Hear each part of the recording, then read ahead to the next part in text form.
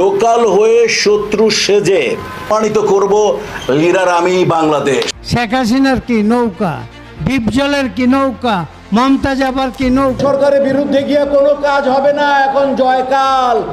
জয় বাংলা, জয় বঙ্গবন্ধু।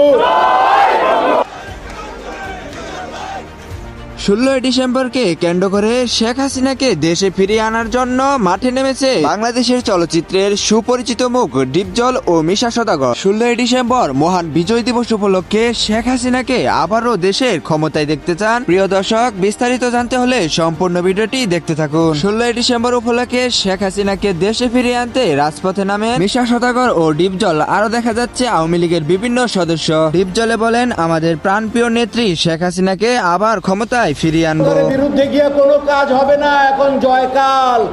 জয় বাংলা,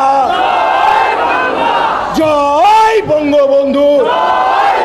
শেখ হাসিনার কি নৌকা, ডিপজলের কি নৌকা, মমতাজ আবার।